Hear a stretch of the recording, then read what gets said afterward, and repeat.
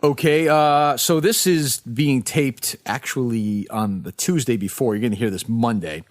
So I taped this, 6 or 7 days before. I've not gotten a long history of my mental health yet here in the Barstool world. I got into it, obviously, at Entercom a lot in my old podcast and I'm happy to talk about it. I battled depression, severe depression, really my whole life. I've been hospitalized a few times for it, most recently last August, almost a year ago. I was at McLean for 5 days. I went into Winchester Hospital. The emergency room was suicidal thoughts, and then they put me in McLean and under medication. I've battled it really for a long time. Lost my parents 6 weeks apart to cancer 2 years ago and really spiraled after that. And have been pretty good in the year since. There's been some ups and downs, and actually lately not great, but better, a little better now. It's just always a fight, and depression's hard to describe. It's hard to articulate. It's a cloud over you that occasionally can be really, really, really dark, and you can't really move through it. And I've been happy, or not happy, but happy may be the right word, but very willing to talk about it, and people have reached out to me, and the gentleman I'm about to talk to here, you're going to hear, doing the open second, we did the interview. Tommy Dreamer, wrestler, talked about all the people who have reached out to him since his story came out here a week or two ago. I can't tell you the amount of emails and tweets I got over the last year, particularly from men. And it's still a stigma, I think a great stigma, mental health overall, but particularly I think for men my age and around, I think it feels emasculating somehow. And it's not, you can talk about it. It's okay. It's a scary thing, and it can really paralyze you. It's as scary and real as anything else. So I continue to battle that, and I'll check in with that once in a while. We're trying to have fun here, me and Mike and Steve, and do our thing. But I battle this and will continue for the rest of my life. And hopefully I get better and the medicine works. And when it doesn't, something else works. But it's a climb, always, and it's always there. All right, quick break from all this depression talk. Okay, let's get to the real stuff that matters. I mean, let's stop bullshitting each other here. What's important is to last longer during sex. Okay, that's the way to cure depression. A nice, 276-minute fuck is the only way I've found in life to cure depression. And Roman is here for you. The folks at Roman, an online men's health company, are changing the game with Roman Swipes, the lonely secret to longer-lasting sex. Clinically proven. We know that effective, easy to use, fast acting, don't require a prescription. Roman will ship the swipes to you in discreet, unmarked packaging, and each swipes packet is small enough to hide in your wallet for whenever you need it. Great. They will not transfer to your partner. You will last longer without worrying. Super easy to use. Here's what you do. You take the swipes out of the packet, swipe it on, let it dry. You're good to go. That's it. We'll talk to Blind Mike about it tomorrow, by the way, because he brought some home with him during the vacation. So I want to hear the story. Hopefully they can go through hair, given his girlfriend's extremely hairy toenails, whatever the hell those idiots were saying last week. Here's what you do. You go to GetRoman.com, GetRoman.com/Kirk. Get your first month of swipes for just $5 when you choose a monthly plan. If you use a link, GetRoman.com/Kirk, GetRoman/Kirk. That's GetRoman.com/Kirk. So when I saw this Tommy Dreamer story, a friend of mine sent it to me. I thought it was interesting. He contemplated suicide, 18 years ago. And also but murdering somebody who he felt had wronged him professionally. And it seemed like a low moment for him. I want to talk to him about that and this weird, bizarre world of professional wrestling, particularly back then. He gets into it all. The injuries, this whole story itself, what was right about it and wrong about it. And I actually enjoyed it. Enjoyed hearing his story. Very positive guy, far more positive than I thought he was going to be, which is a good thing. I'm happy for him. But it's an interesting look into a life that I don't know a lot about. It's the first wrestler I've ever interviewed. So I'll say this interview was nothing like I expected it to be. Tommy was when you texted me and you're like, "Hey, I'm interested in this." I thought it was going to be much more. This is Steve Robinson, by the way. He's supposed to be on vacation. But you just told him we're recording. I know, but I'm saying I think people are like, wait a minute. I'm traveling forward in time. Sure, go ahead. I just thought it was an interesting. He wasn't anything like I expected him to be. He was much more at peace. Yeah, and very smart. You can tell a bright guy. Yeah. So I thought it was interesting. It's an interesting talk in a life that I think a lot of us don't know a lot about. So we're going to do that here. I'm listening to Kirk Minihane's podcast. Sports and show business. Kirk Minihane, who is apparently a derelict of some kind. That is Kirk Minihane. No one more controversial right now in the sports talk world. That's what I'm talking about. Sport!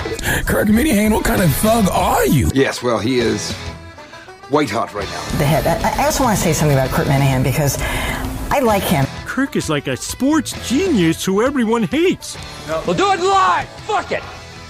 Yeah, so I just said in the intro, Tommy, what interested me is I've had my own issues with mental health. I've talked about it a lot. And when I see stuff like I saw last week with your story, I find it, to me, way more interesting, than having some doctor on or some specialist. I just think that people zone out when they hear that. But when they hear real stories, I think it helps almost articulate and make it seem easier to understand. I don't know if that makes any sense. Absolutely does. It's someone's personal account, someone you grew up watching. I've been on TV since I'm 19 years old. How old are you now? I'm 48. Okay. And, people have grown up watching me from a kid to a man. And I think with athletes or anyone who's in the spotlight, it's you kind of, if you either look up to them but it's, hey, I'm no different than you and stuff like that. So let's go backwards before we go forward. Just a little biography. So you started wrestling as a teenager. Did you start wrestling right away in ECW, or did you start locally in New York? Like what's the backstory? The backstory, I started when I was 18 years old. I was the biggest wrestling fan, still am. Uh-huh. And I went to wrestling school in Gleason's Gym in Brooklyn, New York. Okay. And my trainer was WWE Hall of Famer Johnny Rodz. It was a different time. He used to beat me up, man. He made me tough because his business, you had to be tough. So he'd legitimately beat the shit out of you?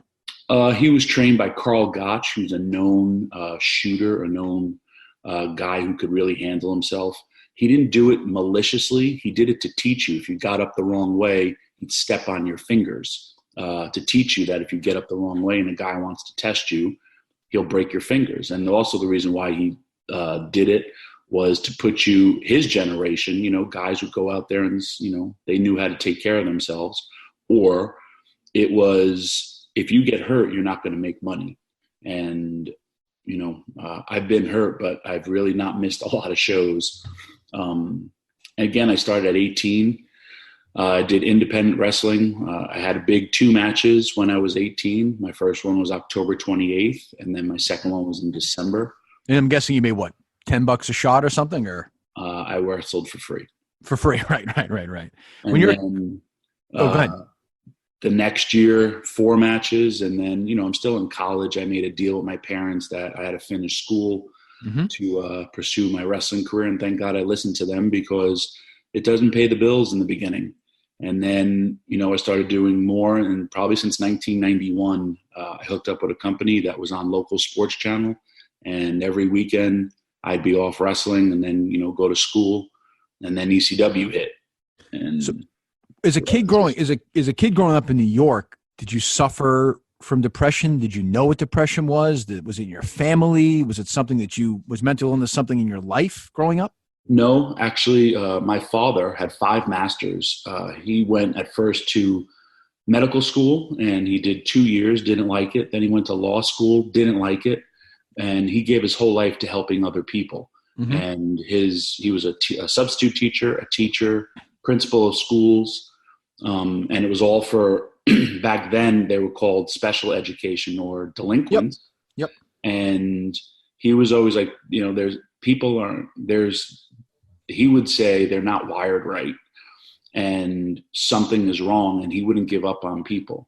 So no, I do remember, and I said it on my podcast as well, that I remember breaking up. A girl broke up with me and I was heartbroken, and I'm 15 years old, and so much stuff goes through your head. And I didn't think I'd ever get a girlfriend again. I didn't think I'd ever, I was still a virgin, and I was like, man, I'm never going to get, laid. Right. And I was so down and upset. And, you didn't want to tell your parents. You didn't know what to do. Who do you turn to? I had one best friend, but he was busy doing his stuff. And I had some thoughts of like, man, I'm never going to get a girl again. I should kill myself. And then it stopped because I thought of my mom, and I was like, what would my mom's going to find me? And I remember breaking down crying, but that was it. But then I think of how stupid it was, because I said it on my cast. I've been with thousands of women, and I'm not saying that to blow my own horn, but that would never have happened if I thought as a kid, because you're going through so many emotions of, wow, I'm never going to meet a girl. And to me, that's how stupid was that thinking for me. And then, no, I was also, after doing this podcast, I did research. There's a big difference between being sad, being depressed, and depression. Sure. And oh, absolutely. I did not know that. And I was just in a bad spot. And from ECW going out of business, Paul Heyman, he was my friend. He betrayed me. He was so just for the listeners, I'm sure most know, but so just some backstory looking at it here. So you jump into ECW. What year is that? 1993. 1993. Heyman it's his company, right? Did you two essentially start it together, or am I wrong? Paul Heyman, another guy it was his company. Paul Heyman first was the booker. That's the guy who creates the storylines. Right. And then Paul Heyman took over the company, and I was kind of his right-hand man. And there were times where I was running the show, as well as, doing everything behind the scenes, as well as being a performer. I remember seeing the documentary that Barry Blaustein, is that his name? Yes. Great memory. Beyond the Mat. And you're in that a lot. If you watch it, you would assume the two of you were running that. You know what I'm saying? Like, so you're sort of prominent in that world. So I'm guessing, I don't know, and again, you can tell the story obviously much better than I. I'm guessing that you and this Paul Heyman are at this point in 97, 98, when ECW is really rolling, really close. No, we were a married couple, as they say. Right. It's 24/7. I'm writing storylines. I'm in the studio editing. I'm running merchandise. Everything. It was. ECW was a mom and pop's deli that became Subway. And we were just doing everything behind the scenes, trying to also keep the company afloat. For me, I was putting out my own personal money. So was he, so was his parents, so were my parents. The company goes away, and I turned down a lot of financial offers to go to WWE. And this is the time where Tommy, the wrestling business in that late 90s, early 2000s is exploding, right? Correct. The Monday Night Wars, there was money. Guys are jumping ship left and right. Mm-hmm. I stayed in ECW, and I had a large financial offer to leave. I remember Paul Heyman crying to me, basically saying, if you leave, the company goes out of business. And I stayed, and I believed in it. And when we go out of business, years later, I find out that Paul was in Vince McMahon's pocket the entire time. So explain that to me. So McMahon obviously owned, I think, was still the WWF at that point, right? Yes. So he in Heyman is in charge of ECW, and they're claiming to be sort of rival companies, but McMahon is actually funding Heyman. There's still speculation. And I worked in WWE talent relations. Mm-hmm. Jim Ross has said that Paul Heyman used to get a check every single week. Which he never, if true, never told you about that. No, he never did. Okay. And he was gone public a few times, sometimes. And this, I have no angst towards Paul, but Paul's known to stretch the truth. And he was accepting pay from another company. I get why he did it, because he was doing everything to keep his company afloat. And Vince could, I guess, take whatever talent that he wanted from ECW. Mm-hmm. Paul was basically cultivating talent, and then they'd move forward. And you know what? That's not a bad thing. But me, your issue is he wasn't transparent with you. Correct. And it was also, I turned down $750,000 a year to go wrestle in WCW. And when I still lived at home, and my parents were paying my credit card bills and helping me because I wasn't making that wrestling. How much were you making? How much were you making a year, say, in ECW? Like, what's a wrestler like you making in a company like that? Pretty prominent guy in 97 or 98 or something. Like, what are you clearing? I would say when I was getting paid $100,000 a year. Right. And I had, I did have financial interest in the company, in the sense of, I knew if ECW hit the way we were going to hit, I was going to be rewarded. But for a wrestler, a wrestler, for example, let's say you or whoever, I'm wrestler X in 97, 98, if you're making $100,000 a year, if you go to wherever, I don't know, Schenectady for a show, I'm guessing you're paying your gas, you're paying your food, you're paying your hotel. Is that accurate or no? For some wrestlers, I mean, the wrestling business now, it's a changing landscape. Back then, yeah. I was paying for my transportation to get to work. Mm-hmm. Eventually, I was getting reimbursed for hotels and flights, but because Paul had bad credit, I was putting everybody's flights for these shows on my credit card. Was there health insurance for the average wrestler? No, yes or no? Or no, I had health insurance under my parents for a long time, and then I had my own health insurance. So there are some guys who just, and I'll ask this in a second because I find this an interesting part of the business as well. But so if you go and you break your arm or something, this is coming out of your pocket. Absolutely. Back then, yeah. So which is a huge, obviously. I'd ask you to list all the injuries you've had. I can only imagine, how many concussions do you estimate you've had in your career? Rob Van Dam, a friend of mine, did a movie called Headstrong, and he said he's probably had over 100 concussions. Right. I remember getting 3 in a week in ECW. Man, it was as close as real can get. I don't know. I mean, this is the E stood for extreme, and it was chairs to the head and fire and crazy shit, right? We would take chair shots to the head, and I would tell hit me as hard as you can with a steel chair. And like in my crazy macho thinking, I used to love when a steel chair would bend over my head. And, the lights would go on, the lights would come out. We would say, oh, you got your bell rung. We didn't know anything about concussions. We didn't put our hands up because that's what they did in WCW and that's what they did in WWE. They were pussies. We were crazy ECW guys. Do you look back at that now in 2019? And I guess you probably don't because you were trying to make a living, right? But part of you must be like, holy shit, did I really do that? Do you ever watch these old videos and think, holy fuck, I did this? With social media, people, I mean, I've been set on fire. I used to go into a building and just be like, all right, we're going to fight up there. And, you could throw me off of it. Could put a table there. If not, I'll just fall. And it's not like, I'm a stunt man, but I know how to fall. But I would just I'm famous for taking choke slams from tops of buildings. And I mean, I would go to a second floor of a building and get jumped off of it. A man grabbed me by my throat and throw me off the ledge. Wow. I mean, back then. So, I mean, how many surgeries have you had in your life? Well, I'll go from where you're talking about injuries. I have. Yeah, go ahead. Forget about concussions. Forget about the amount of stitches. I broke my nose 3 times. Mm-hmm. I have two torn pecs, 2 torn biceps. I broke my neck. I broke my back.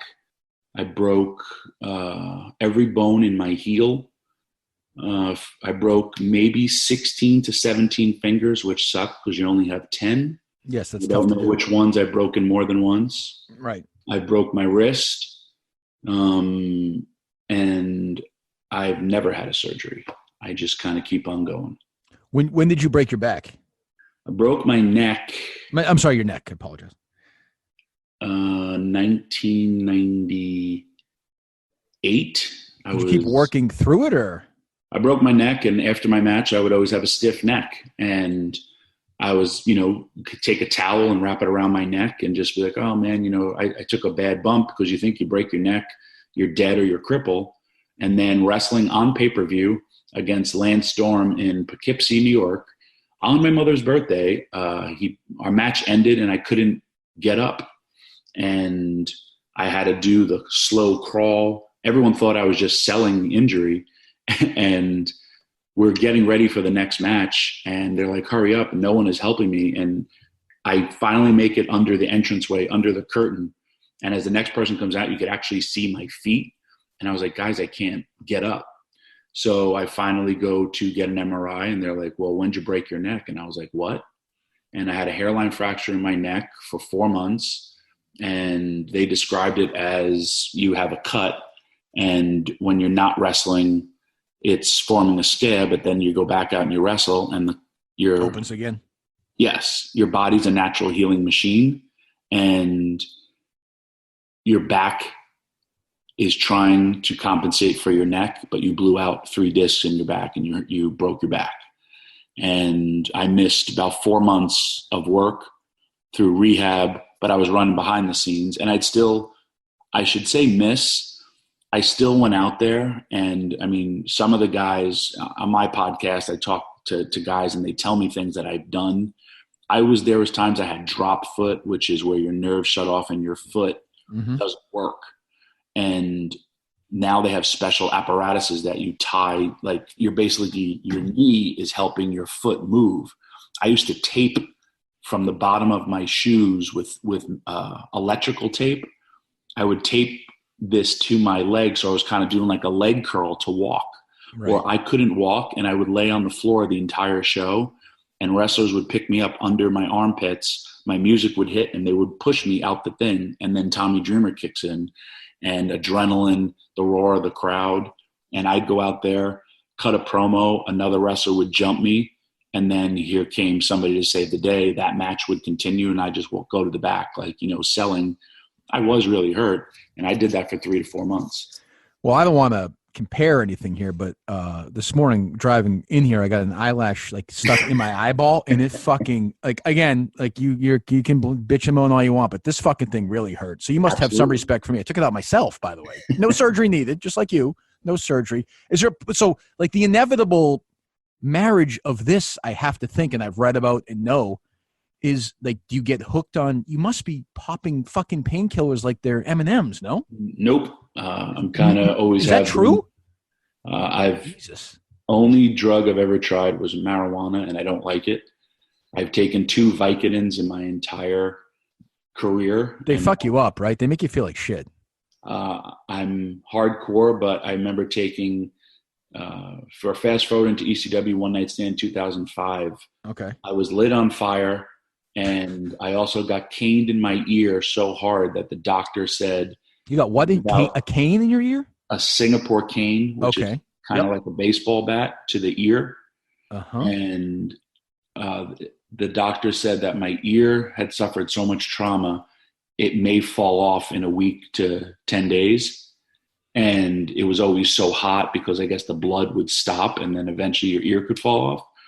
And I remember I was in so much pain, but I went to work the next day. This is when I was working in the WWE office. And I had like a first degree burn, which is like a bad sunburn. Yep. And I had stitches in my head, but I had to go to work because Vince McMahon would go to work. And I was trying to show him that, hey, I'm just as tough as you. And I took half a Vicodin and I threw up all over my desk. So I've also, and a reason for, I guess, me being the way I am, is because of loss. And the sense of, I saw so many great people pass away due to drug addiction. So that's what I was going to ask, Tom, is that in this business, and it does seem like, and maybe I'm wrong, you can correct me for sure, it seems like they've cleaned it up a little bit. You don't read as much about 35-year-old guys dying in hotels anymore, or suicides and stuff like that. But it does seem like there was a period, a long period, where certainly a lot of contemporary of yours were killing themselves or dropping dead, which when I hear your story, it doesn't surprise me, right? I mean, you're destroying your body. Yeah. The 90s, I almost became desensitized to death. I mean, how many friends would you say? I mean, I'm sure you can list them all. I'm sure you've lost, 50 people, at least. Well, I mean, people will send me posters of ECW's first pay-per-view. And I'll look at it and be like, wow, 8 people are gone from that poster, and 7 were gone because of drugs. I was blessed because I was the kid who loved wrestling so much, and I would pick up Tony Atlas at the airport or drive the veterans around just because to try to get their knowledge. And it was Tony Atlas who told me, kid, I was the first black man in this business to make $1 million, and I have nothing. I was homeless in Maine in the wintertime because of drugs and drinking. Don't do drugs, kid. Don't drink. And that, I don't like drinking because it messes up my stomach. And I just, I don't want to say it's proper parenting, but I always kind of knew the ramifications of drugs. And then to see people like, I saw Tony Atlas press slam Hulk Hogan at Shea Stadium with my dad. And I'm like, why am I picking this man up at a YMCA? Right. And stuff like that resonated in me. And that's why I was not into drugs, pain. I don't want to say it could be blocked out, but at times it can be. And, you know, when I'm performing, I don't feel anything. That's the greatest drug. It's adrenaline and it's the roar of the crowd. And that's, I guess, to the detriment as well, because you go out there hurt and then you don't realize how bad you are. So you're set to make your WW then E debut in 2001 at WrestleMania 17. I'm reading right here, right? No, is that wrong? Okay, it's in the post. Correct me then. Let me. Here's the biggest part of why I said this on my podcast. Go ahead. 2 wrestlers in 2 weeks hung themselves. They killed themselves. This is recently, or this is back then? This is recently. Okay, go. One of them was a female wrestler, correct? Yes. Yeah. Her name was Ashley Mazzaro, and she was a friend of mine. Mm-hmm. And I have her last text. We were actually going to meet the next day. I was out there promoting one of my shows. I was going to Long Island. My friend, she worked at a radio station, and he was like, hey, I'm going to see Dreamer. Do you want to get together? And she's like, sure, I'd love that. And he even said before that, how are you feeling? She goes, not too good, but tomorrow will be a good day. Tomorrow never happened. Mm-hmm. And there was another wrestler out in the UK, 36 years old. He reached out to everybody. And I'm looking at it on social media. This is after he passed away. And then I'm talking to some of his friends, and they're like, you know, Matt Hardy tweeted, I just spoke to him about the birth of my upcoming son. He reached out to me. He reached out to other wrestlers, and they were just having regular conversations. He tweeted. His last tweet was about the last time you hug a person, the last time all this stuff, and then he hung himself, or he killed himself. Yeah. And if he would have reached out, and like you see all these people, oh, how much I love you, all this stuff. If those people who had those thoughts would have reached out to any of their friends and be like, hey, I'm thinking of killing myself, that conversation would have changed in a heartbeat. Sure. If Ashley would have said, I'm thinking of killing myself, my friend would have driven to her house. I would have driven to her house. Yeah. And my whole premise of this, me going public with crazy thoughts that can enter your head when you're sad and depressed was, hey, this is what happened to me once. And I was not working for WWE. And then a lot of clickbait sites picked it up. Somebody listened to my podcast, and then they gave a synopsis of it. They also threw in their own personal opinion. And then everybody else started, you know, I wanted to kill Paul Heyman, a murder, suicide, all this stuff. And I was like, what about the message of me saying this, putting it out there? Because I wanted to help prevent another person from feeling sad and from ending their life. Yeah, it's hard. You know, in my case, and I was hospitalized last summer for depression, you know, it's hard.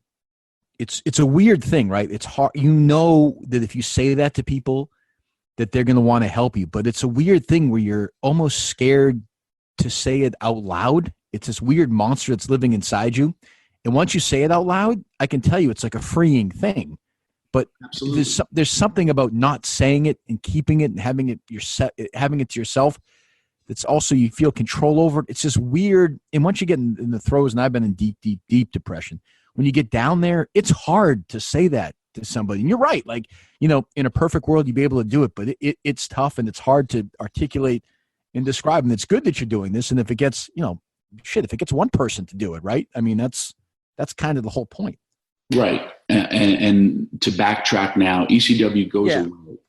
I'm 29 years old. Okay. This is 2001. 2001. Okay, go ahead.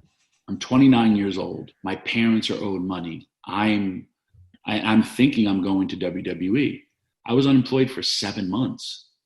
And, you know, Paul Heyman kept telling me, oh, they're going to do this with you. They're going to do that with you. Then I'm finding out through other people, this isn't true. And I'm like, why is this man lying to me? And then, you know, I'm hearing that he may be in bed with WWE this whole time. I remember when he called me and said he was starting on Monday Night Raw as announcer. I'm like, what about ECW? He goes, oh no, we're working it out. It's not dead yet. And I was just like, ugh.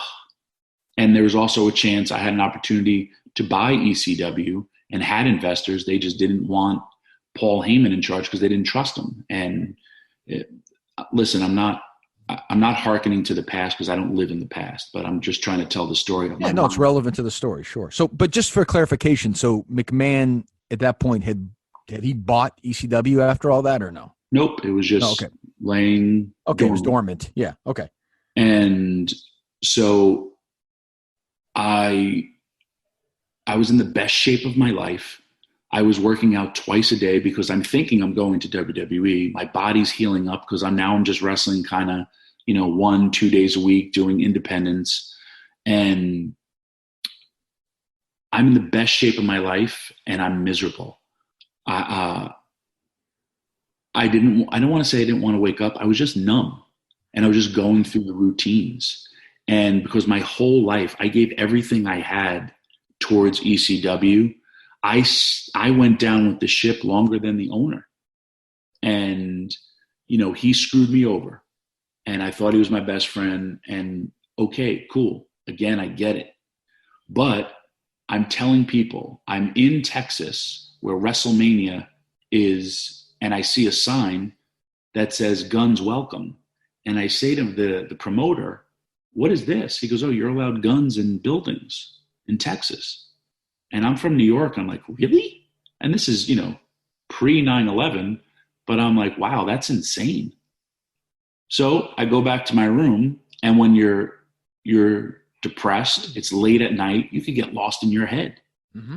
And I said to myself, it's a moment where, and I'm sure you've been there and I'm sure other people there, you're not thinking rational.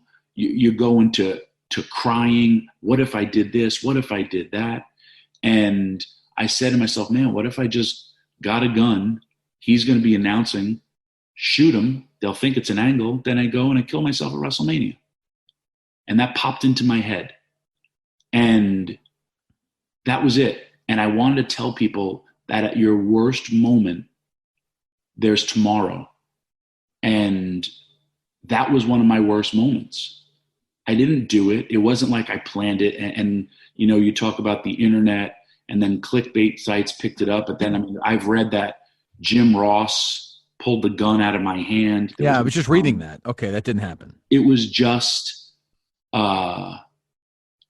thinking, I don't want to say thinking out loud, but as you know, getting lost in your own head. And that's a bad place to be sometimes. So you didn't do any scouting that next day? You didn't? Absolutely not. No, okay. You didn't speak to anybody about this? No. Okay. So I just thought, I saw this Jim Ross thing. I'm not really sure how that stuff. What happened was maybe a couple of days later, my phone rings, back then, caller ID, caller unknown. And it was Jim Ross. And he said, hey, Tommy, we didn't forget about you. We got, WrestleMania and in the books, and we're still working on a few things, but hang in there, buddy. And that was it. Right. And I remember being like, wow, this is someone I don't know. And he's telling me that there is a job for me here. Yeah. And, then I went to WWE and I had a very good career there. But my whole purpose of this was don't get lost in your head and there are better days tomorrow. After that, my worst day in life is settled when I see my daughters. When I have my dogs, I had a English bulldog. Her name was Junie. I loved her so much. I would pet her. She was my baby girl. And when she passed away, I was sad. But then I said, you know what? I was blessed to have her for 10 years. And that was the message I was just trying to portray to people, is to find your happiness. And I've had so many memorable moments, and something that would get in your head for a second could be horrible ramifications, and seek help. I didn't tell anybody that. I just came out of it because Jim Ross called me, and I was like, oh, I am going to be going there? Because I was thought this person who was betraying me was just kept on lying to me. And he was, but I was getting a job there. I wasn't being featured at WrestleMania, which I was being told I was, all this stuff. But I just wanted to put this out there to help people. And if you suffer from depression, I was depressed. I don't suffer from depression. And you would be better at that. Mauro Ranallo would be better at that. He's an advocate for mental health. But you know what? I'm an advocate to helping people. And I'm an advocate for I've listened to anybody's story. And what you said, me putting it out there, I got some negative, but I've had more people reach out to me. One, random people just tell me how much they love me because they read an article and like all this clickbait. I'm like, first of all, this was in 2001. This isn't today. And I'm probably the most positive person most people will ever meet. And I want everyone to follow their dreams. My name is Tommy Dreamer. But it's about there is tomorrow. And I have so many people, total strangers, have told me, hey, I listened to your podcast. Thank you. I've had similar thoughts. Hey, I spoke to a doctor today. They prescribed me to get on some medication. I've had so many people reach out to me, so I know I did the right thing. And even, for you and you guys reaching out to me, right. It's a larger voice. I have over 1 million people on social media follow my platforms. Cool. And this world we live in is messed up and it's hard, but it's okay to be sad. And because that's normal and it's not always your fault. There's other things in life out there. You need to find your happiness. My happiness was always wrestling, but then I had to realize, man, I was just in this bubble. You're talking to the same person who wanted to get shot for real in the original ECW as a wrestling angle. What do you mean? I wanted to do a wrestling angle in ECW where a sniper shoots me. Where would you? Who shot JR? Yes. So Tommy, out of curiosity, where would you have been shot? I mean, shoulder or something grazed me. I was hardcore. Thinking? You couldn't hurt me. Just what are you thinking? I was thinking pro wrestling. So season finale would have been who shot Tommy Dreamer? Yes, and it would have been people from WCW. That's a hell of a cliffhanger. I got to say, that's not a bad idea. And you want to hear something crazy? And also at the same time, Paul Heyman and I are arguing about this because he's like, what if the bullet ricochets and goes through a fan, all this stuff? And I was just like, Paul, he's not arguing with me that I shouldn't do it. Right. It's he's more arguing that a fan. Right. And WWE Hall of Famer Terry Funk said it's ridiculous. You shouldn't do it. Because when my father got shot on Amarillo television, it killed our houses. And I was like, what? And Terry Funk's father, Dory Funk Sr., got shot with a .22 on television in Amarillo, Texas, as part of a wrestling angle. And then they came back in a Texas death match. And Terry Funk said the house was sold out. But he said, if a man shoots you and you don't kill him, you expose that it's fake. And then the fact that they went to a time limit draw in a Texas death match, the next time the house didn't draw as well because fans were like, that's phony wrestling. And this was in the 60s or 70s. Jeez. So yeah, this is crazy pro wrestling. You don't know the insanity known as pro wrestling, but it's taking real life scenarios to the big screen. If you had any conversation with Heyman since the story broke or no? No. But, I saw Paul a couple of weeks ago, Money in the Bank. I have great conversations with Paul when I talk to him. I like Paul. Like I said, everything happens for a reason. I have my own wrestling company because ECW went away. I wrestle for every wrestling company. I try to help every single person. I have no animosity, and nor should I. I understand why he did it because he did everything to keep his company afloat. I wish he didn't screw me over, but it's okay because it's just, that's, I guess, life. And I got knocked. And I always say life is just like professional wrestling. You're going to get knocked down a lot, but you got to get back up and keep on fighting. I do wonder, and look, you know yourself obviously much better than I do. I've talked to you for 30 minutes, but that is in Texas in 2001, you're laying out a pretty low, rather high level of depression, a real low point. and given all the headshots and given, all the mentals, is there any part of you, I don't know this, do you go to therapy though? Do you take any medication, or do you think that you're just somebody who occasionally feels a little down, but overall is pretty good? No, I don't. I've never taken any medication. You ever seen a therapist or? No. Talking. Again, I'm a very positive person. Mm-hmm. Therapy is talking to wrestling fans and people. You know how many people have told me, one of the fans reached out to me that a long time ago after I left WWE, a guy reached out to me and said, "Hey man, I never wrote any celebrity. I got to tell you a story." And he goes and he tells me, I had a gun, I had alcohol and pills. I was either going to take enough pills or kill myself. I turned on television. I saw you get chokeslammed from the top of a building. And I was like, oh my God, what is this?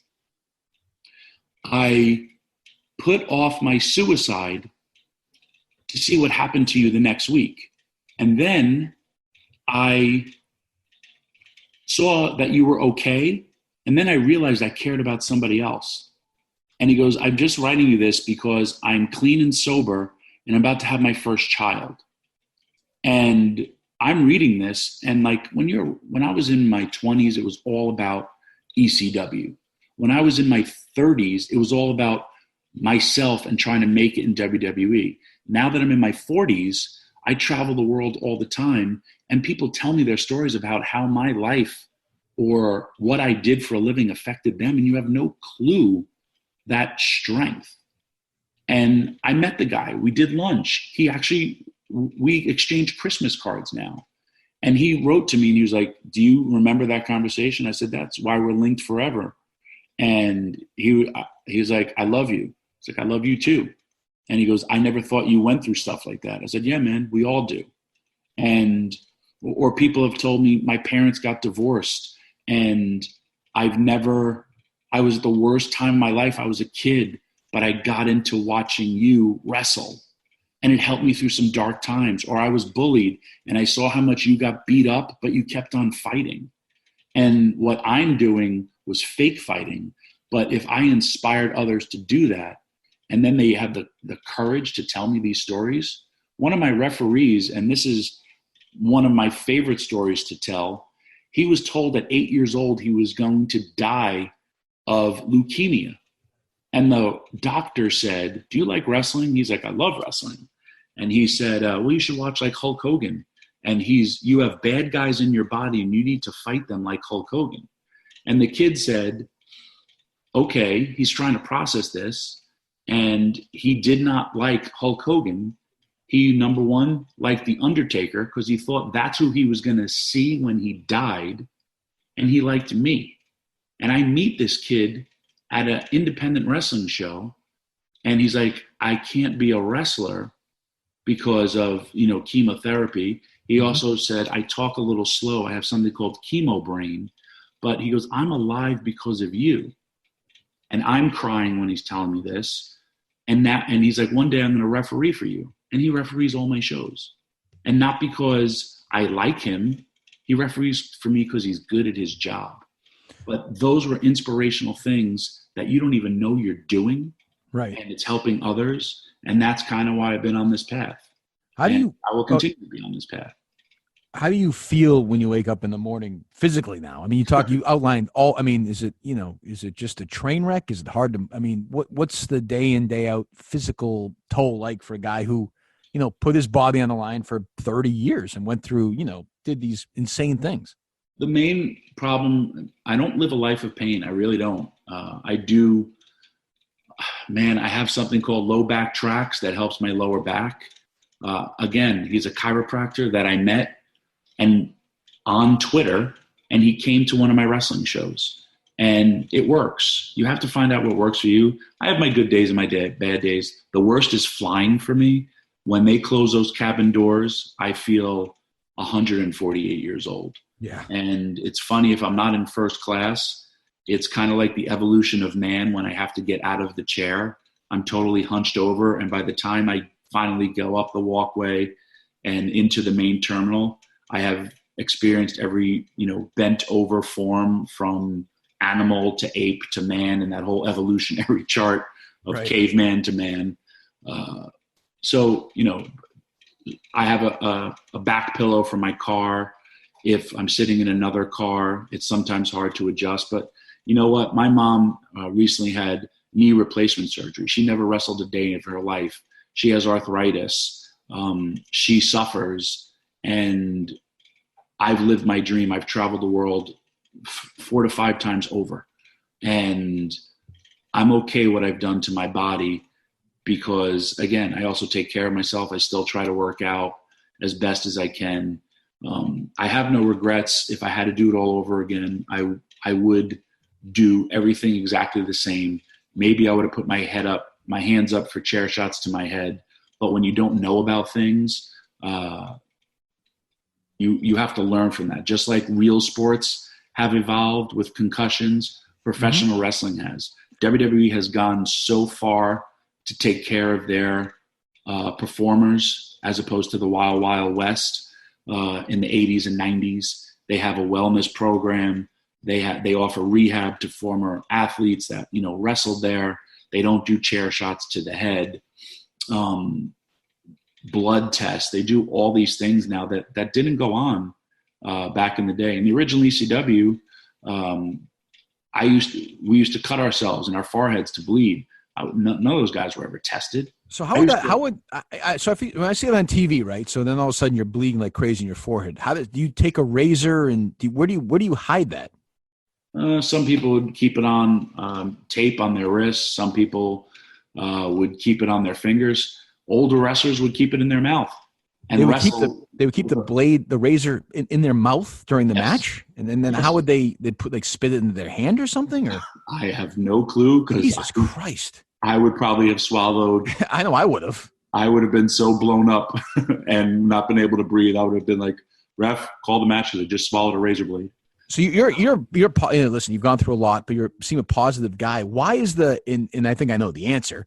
But why is the wrestling business, when you see these interviews, why is it filled with so much bitterness, so much anger, so much resentment? Is that just, I'm sure you know the answer.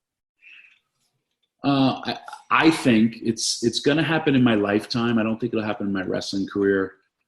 One, everyone wants to be on top forever.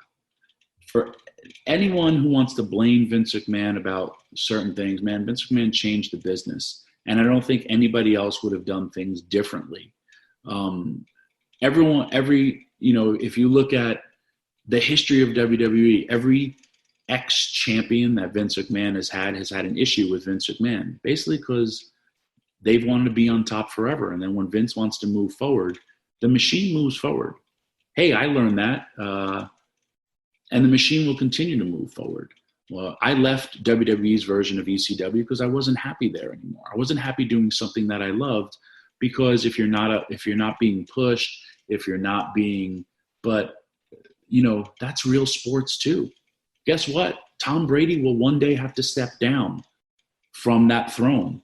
There will be a big controversy when that happens, but age takes over, or if a team goes in a different direction. That happens everywhere. And, I think that happens for a lot of athletes, as well as, wrestling's a weird, eclectic mix of, we have men, it's predetermined, but we have men who fought in the back over a predetermined outcome. I mean, you could do a case study about wrestling like no other. But the bitterness comes because we all want more. But I told this people, wrestling is not real. I can say this guy's my champion, this girl's my champion, and somebody else can look at it and say, I don't see them as my champion. I see them as that. And then the last person who has that say is your boss, that's Vince McMahon. Yeah, were you one of those guys? Did you give a shit if they said you were going to win or you were going to lose? Like, did it really matter to you? No, I got it. Yeah. There are some wrestlers who can, kick the living crap out of the guy who wins. But like I said, it's predetermined. Brock Lesnar was a former UFC heavyweight champion. If Brock Lesnar, I think, wanted to be the champion for a long time, he could just fight people for real. But that's not what we do. And as long as you give a great performance and a great show, that's all that matters. And that's been part of who I am and who I always will be. But bitterness happens because of a lot of different reasons. You're not making the same money as you were, I guess, when you were in WWE. But there's so many open doors. I've worked for the MLB Network. I worked for Sirius XM. I worked for fantasy stuff. I do so much. I've done movies. That would never have happened without wrestling. I'm a big baseball fan. I've thrown out the first pitch at so many baseball stadiums. I don't think one person, or I've talked about sports. I've never played a real sport in my life, but because of my social media, because of, hey, you're Tommy Dreamer, people want to hear from you. And I could ride that wave till I expire. But then, like I said, coming to the forefront and trying to help people is what I do and what I will continue to do. And I'll tell you why. When I step through that curtain, it's my perfect utopia of a world. I walk out there, everyone has their eyes on me, and then I get in the ring, and then this is where my utopia sets in. I look around that audience, and I see man sitting next to woman. I see young sitting next to old. I see black sitting next to white, sitting next to yellow, tan. It doesn't matter what color. I see gay sitting next to straight. Everybody gets along, and everybody celebrates their love of professional wrestling. And for 2 to 3 hours, it's a perfect utopia. We boo, we cheer, we have fun, and then we deal with the real world. I wish I could stay in that perfect utopia all the time. And that's the world I choose to live in. And I have a voice, and that's why I titled it The Voice of the Voiceless. I just want people to realize that. And it hit, minus a few clickbaits, but right. we all are in the same boat together. I punch Vince McMahon, he is going to bleed. He punches me, I'm going to bleed. No one is better due to financial status, fame, nothing. We're all people. So that was kind of like my message. Well, no, I appreciate you coming on and telling the story, and I'm glad that that you're feeling better and that you're positive, and it seems like you have a good life. I'm happy for that, and hopefully we'll reach out again and talk down the line. I appreciate you. Thank you so much. All right, Tommy. Thanks again, man. See ya. Thanks again. All right. Well, this interview, of course, took place at Red 13 Creative. On my end, anyway, Red 13 Creative is a world-class content creator and digital marketing agency. If your brand or company needs content and need to get it out to an audience, Red 13 Creative is the only way to go. Especially, around here, it's been great. It's been really easy for us. We walk in, we walk out. It's clean, it's simple, it sounds great. They don't give us any guff at all. We can be as creative as you want. Air conditioning's been great. Air conditioning's been greit. It has been great lately, by the way. You want to do your album, you want to do your CD, whatever the hell it is. Freaking not a CD anymore. Whatever the hell they do. These kids these days making their music. Your YouTube video. Yeah, that's all that matters. They work with Brady, Under Armour, Godsmack, MTV, Universal, E3 Gaming Convention, many, many, many, many more. Very simple. Check them out right now at red13creative.com. You will not regret it. This was pretty reprehensible. I don't know how it can be anybody's idea of humor.